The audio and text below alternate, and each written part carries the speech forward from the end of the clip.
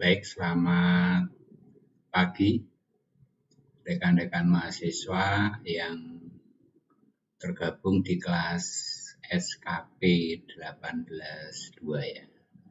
Oke, ini saya coba perbaiki dulu tampilan yang ada di sini untuk websitenya ya, supaya tampil lebih bagus. Oke, ini saya kecilkan dulu ya.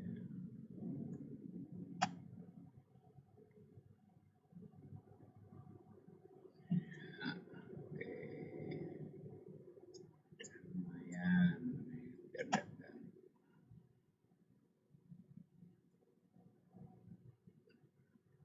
Ya.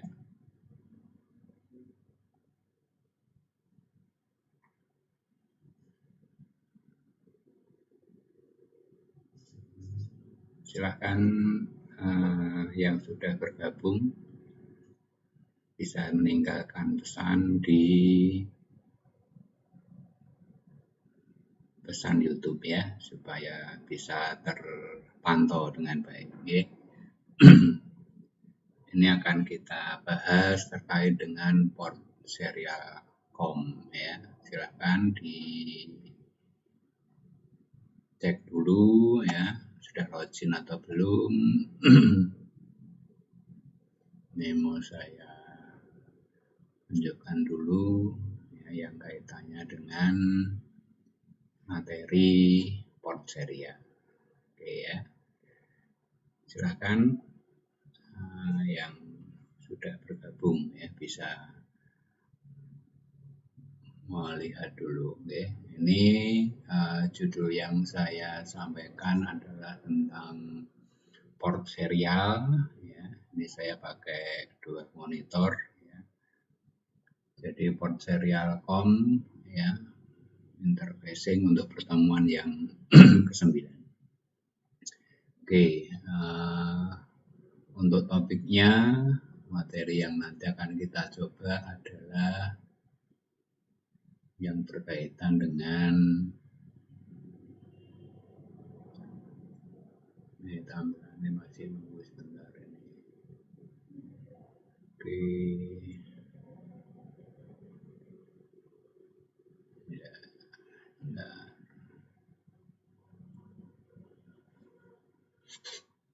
Tidak berubah.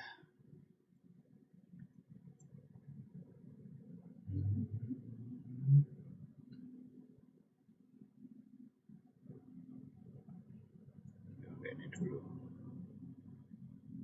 Ya. Ya. Oke, jadi ini adalah materi yang nanti akan kita bahas ya pada pertemuan hari ini, yaitu berkaitan dengan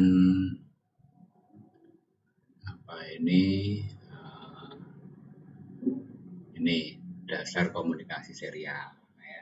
Ini adalah bahasan yang pertama.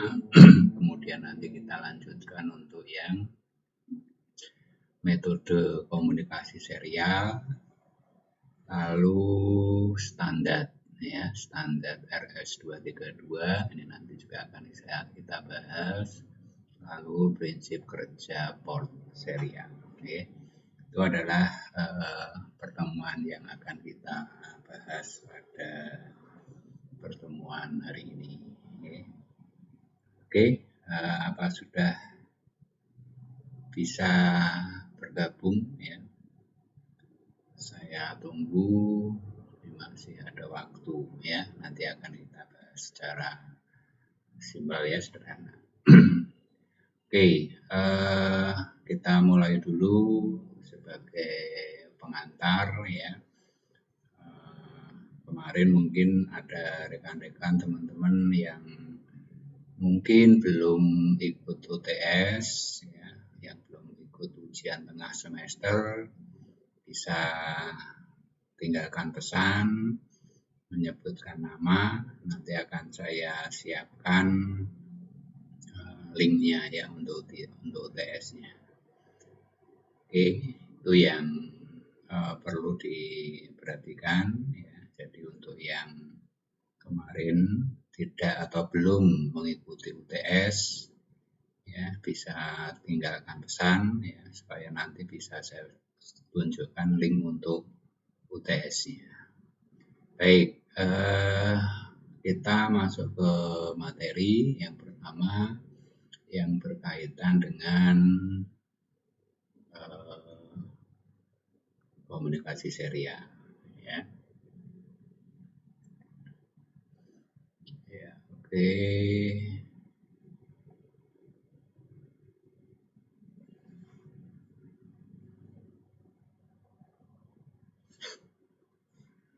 Agak berat ya.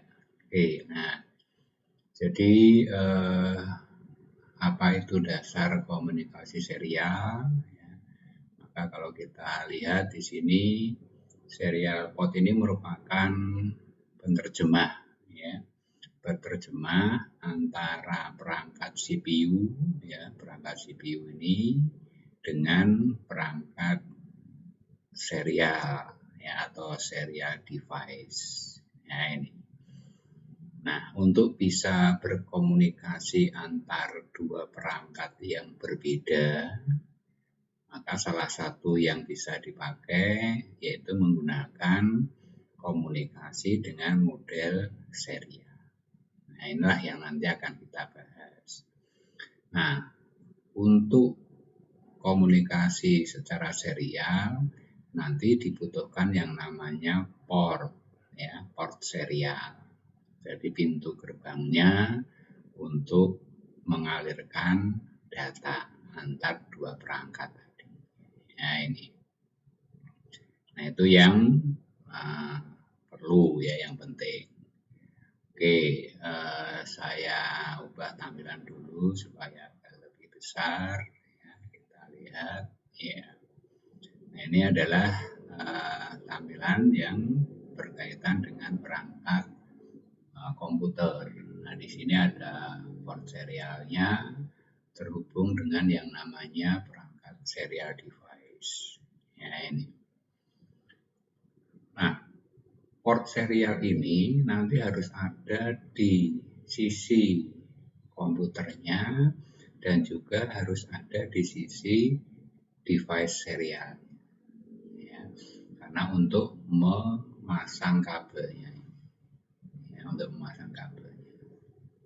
Nah, itulah yang dinamakan komunikasi serial, yang mana kawat yang digunakan, ya, kawat yang dipakai ini untuk jalur data, ya, untuk jalur datanya hanya satu kawat, ya, karena data yang berupa byte, ya, data yang berupa byte terdiri dari 8 bit ini akan dilewatkan kawat secara berurutan.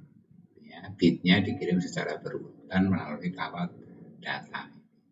Ya, meskipun jumlahnya nanti tidak satu kawat. Ya, jumlahnya ada 9 kawat yang dimana kawat-kawat yang lain dipakai untuk handshaking. Oke, kita lanjutkan. Nah, serial port sendiri, portnya bentuknya seperti ini, ya, ada pin 1 sampai pin 5, ya, kemudian pin 6 dan pin 9, ya, yang mana fungsi pin kerja di sini. Komputer secara serial, ini PC komputernya, lalu yang nomor 2 ini kawatnya atau kabel. Ya. Nah, di sini nanti port ini, ya, nah, ini untuk melakukan pemasangan kabel. Oke, itu adalah gambaran umumnya. Nah, gambaran data yang terkirim yang dinamakan serial itu ya berurutan ini. Ya. Jadi kalau kita cermati yang namanya byte data atau sebuah huruf, sebuah karakter itu terdiri dari 8 bit. Nah, 8 bit itu punya nilai logika masing-masing, bisa 0 dan bisa 1. Nah, ini diinisiasi dengan D data ya, D0, 1 sampai 7. Nah, ini dikirimkan berurutan seperti ini. Ya. Nah, nanti kalau di perangkat B ini menerima harus lengkap dulu D0 sampai D7 harus sudah diterima, baru nanti diterjemahkan. Datanya itu berupa karakter yang hanya memanfaatkan satu kawat data. Ini prinsipnya. Ya, jadi per bit. Nah, ini jadi per bit, satu bit berurutan. Ya. Jumlahnya pengantar lebih sedikit, bahkan mungkin ini hanya satu. Nah, kelebihan yang lain bisa dipakai untuk komunikasi dengan lokasi yang sangat jauh. Ya. Karena ini bentuknya berupa bentuk serial. Ya, komunikasinya bisa dalam jarak jauh. Itu kelebihan dari komunikasi data serial.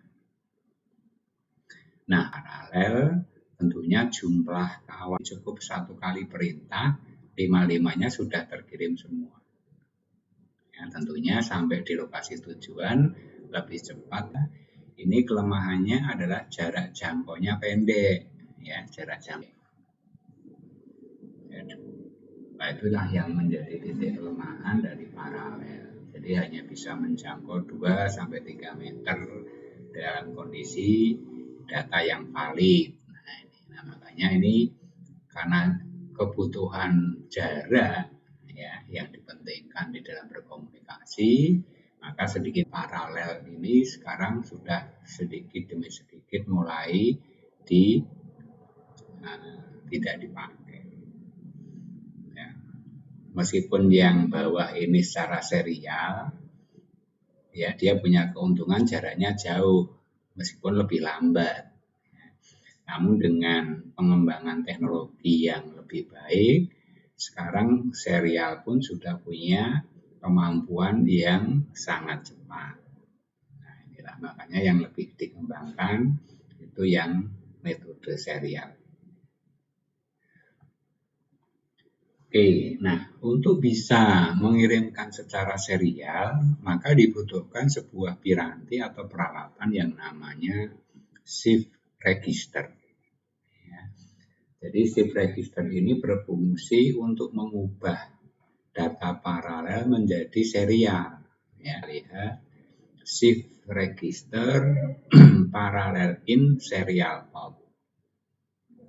Jadi data yang berupa paralel diubah menjadi serial dulu. Ini pada perangkat di sisi komputer. Ya, jadi komputer ini bekerja secara paralel.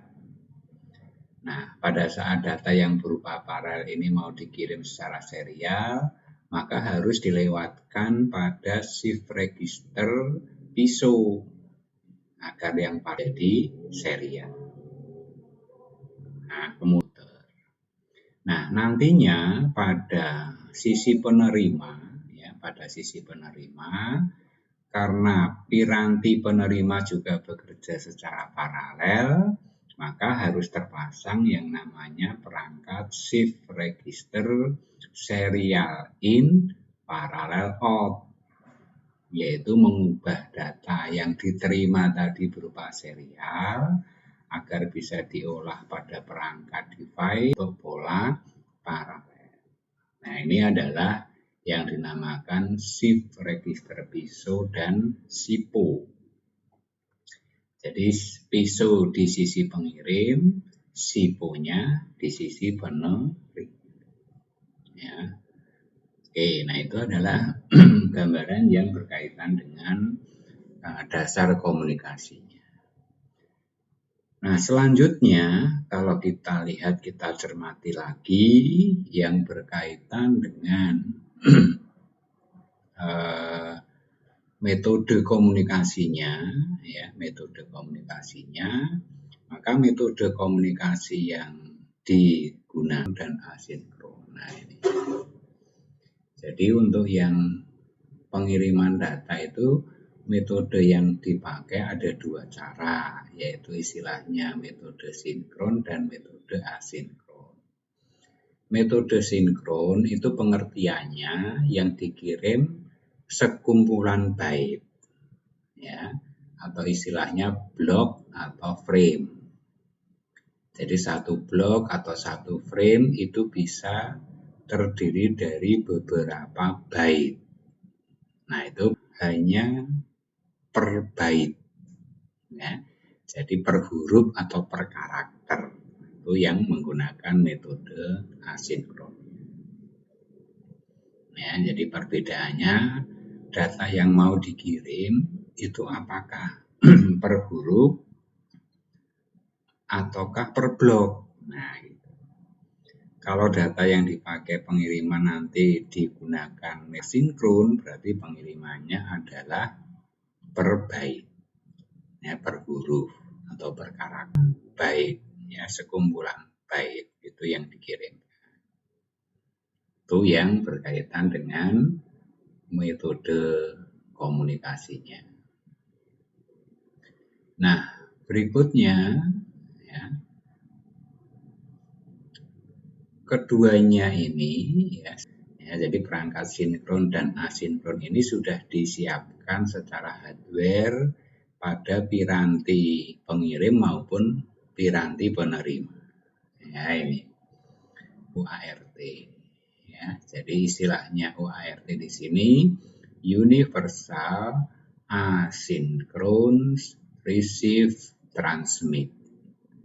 Berarti ini menggunakan model asinkron, pengirimannya per huruf atau per karakter. Sedangkan perangkat yang lain dinamakan SART, Universal Synchron Asynchron Receive Transmit. Ya.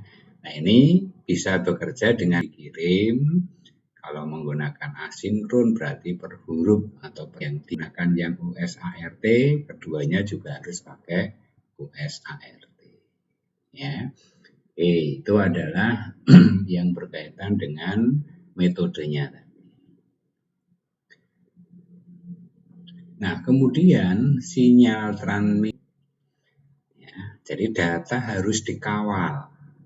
Yang mengawal siapa? Yang mengawal adalah bit tambahan yang sering dinamakan sebagai 10 data yang dikirim. Ya. Kenapa 10? Karena data bahwa sinyal transmisi yang menggunakan metode asinkron ataupun yang sinkron, ya, itu nanti akan ada bit tambahan. Jadi ada 10, ya, per blok atau per frame. Nah, untuk pengiriman yang sinkron juga ada startnya sebagai pendamping awal dan pendamping akhir. Namanya istilahnya adalah start frame dan end frame. Ya. Nah, ini data yang dikirim itu ya ini. Nah, ini sekian ini. Ini data yang dikirim. Tetapi sampai di lokasi tujuan, start frame-nya dibuang, end frame-nya dibuang, terus nanti data ini dipisahkan. Nah, itu nanti pengirimannya per blok. Itu adalah pengiriman datanya. Kemudian selain ada bit start dan bit stop, juga kita nanti menemukan istilah bit paritas.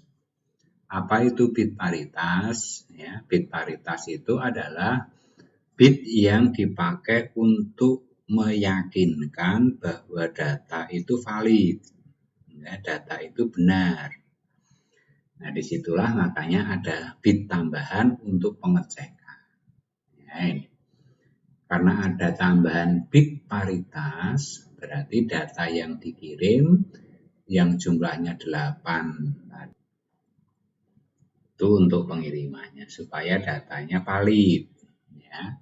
Nah, bit paritas ini menjadi kunci pengujian, ya. Setelah sampai di lokasi tujuan, apakah datanya itu benar atau tidak, itu bisa dilihat hasil, ya, dalam bentuk ganjil atau genap. Maksudnya apa? Bahwa pengiriman data yang Jadi jumlah yang dikirimkan itu kan bit paritas 1 atau 0. Contohnya kalau kita mengirim data yang logika satunya ada 3, ya 1, 1, 1, yang lainnya 0 misalkan, berarti satunya yang berjumlah 3 dianggap ganjil. Kalau kita mau mengirim yang menggunakan metode ganjil, ya berarti bit paritasnya tidak 1 tapi 0.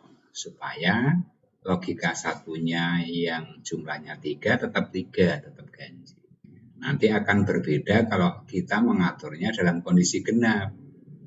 Kalau kita mengaturnya dalam kondisi genap, berarti bit yang jumlahnya tadi ganjil, ya, logika satunya 1, 1, 1, jumlahnya ada 3, tapi karena kita mau menggunakan metode genap, berarti tambahannya bit paritas harus berlogika 1. Nah, kalau bertambah 1 lagi kan berarti jadi 4, berarti genap. Ya. Nah, itu adalah metodenya untuk koreksinya nanti. Nah, masalah mau milih ganjil atau genap itu di setting pengaturannya. Tidak ada perbedaan mau pakai ganjil kirimannya. Nah, hal tersebut ini bisa diatur di chip UART tadi. Ya. Kalau tanpa parity ya berarti tanpa bit paritas. Ya, hanya bit start dan bit isi terutama untuk modem. Dan juga kita sering jumpai untuk yang lokal di dalam komunikasi serial. Nah, standarnya apa? Yaitu untuk mengklasifikasi bahwa tegangan yang dianggap bernilai 1 atau bernilai 0 itu harus lebih kecil dari min 3 atau lebih besar dari plus 3. Nah, ini. Ya. Jadi ini harus kondisinya ini. Jadi nilai min 3 sampai min 25. Itu untuk yang bit 1 atau high. Dia akan dianggap 0 apabila tegangannya antara plus 3 sampai plus 25. Ya, ini.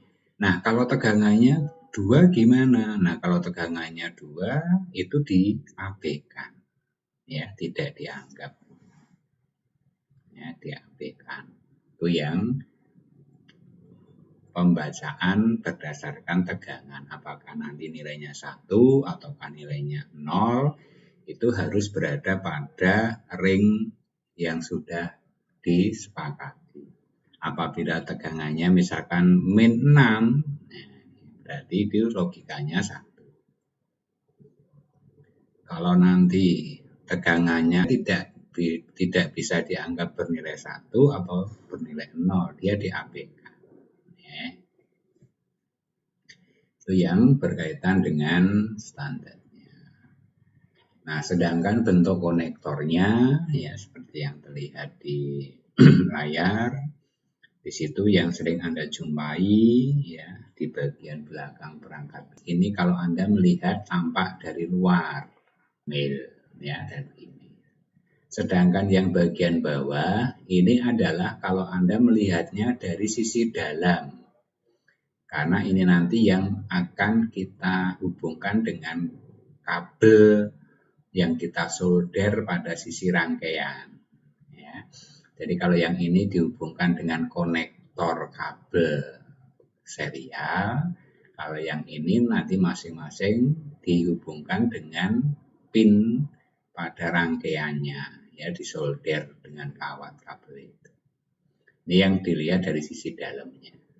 Ya, hati-hati jangan sampai terbalik, ya jangan sampai terbalik. Ini 1 sampai 5 hanya ini. Nah, ini jangan sampai keliru. 1 sampai 5, 6 sampai 8. Itu yang mil, yang female pun juga sama.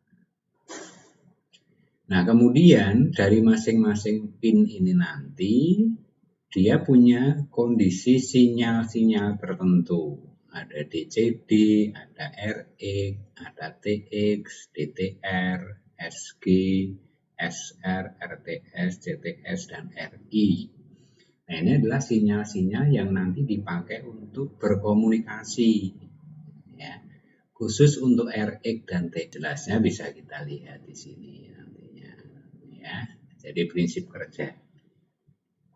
Jadi prinsip kerjanya adalah berdasarkan pengelompokan ada istilah DCE dan DTE. Ya, DCE ini adalah data communication equipment, sedangkan DTE adalah data terminal equipment. Nah, ini maksudnya. Ya. DTE berarti ini bagian yang akan terpasang pada sisi komputer. Sedangkan DCE adalah yang kita pasang pada sisi perangkat serial yang lain. Ya, perangkat yang dihubungkan ke komputer. Contohnya modem misalkan. Ya, modem yang kita pasang masih menggunakan komunikasi serial. Nah, di situ fungsi pin-nya dari pin 1, pin 2 sampai khusus untuk pin 5, ya, khusus untuk pin 5 ini sebagai sinyal ground. Ya, sebagai sinyal ground.